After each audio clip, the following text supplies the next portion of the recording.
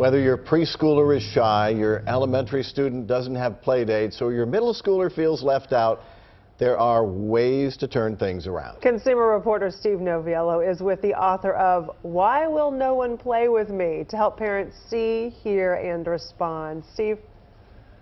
Good morning. Yeah, the title of the book, enough to really bring a tear to anybody's eye, but it is a reality for a lot of children. Caroline Maguire is the author of the book, and really the way that we play today has kind of changed the game in terms of social skills for kids. Absolutely. There's less recess, less free time, and everything seems to be guided by adults. And also, we've added social media and electronics, so kids have less time to learn social skills. I mean, you would think that there's so many things to do, there are so many play dates, that it would be just the opposite, but really it's that organic, hi, would you like to be my friend? That's the part that goes away. Right, because all of these activities are guided by adults. We have an agenda and we interfere, so you don't get to learn those natural interactions where you talk to someone, you fit into a group, and you adapt. Right, you learn social cues. So what do you do? I mean, if you've got a kid who's either the super bossy one that no one wants to play with, or the introvert that everyone thinks is weird, how do you even begin that dialogue with a child? So the first thing you want to do is talk to them collaboratively about who are they playing with, what's friendship look like. A kid of any age, you can talk about friendship, not necessarily social skills, and definitely not what they're doing wrong, but more like, what would you like to change? And have some short, light conversations. And Why Will No One Play With Me gives you scripts and tips on how to start those conversations, but really think about it as friendship conversations. There's also a bit of practice that's involved here. I mean, it's about developing new social skills. And one of the things the book talks about is once you have this skill, maybe it's a good idea to go to a new social environment to practice where your child isn't already labeled as socially awkward.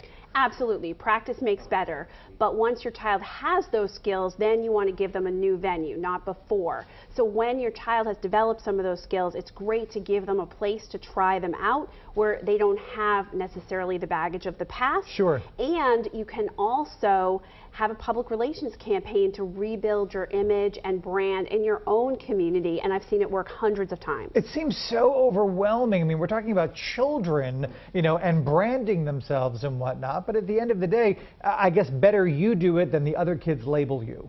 Absolutely. Parents are really struggling with this already. We're all having conversations about social all the time.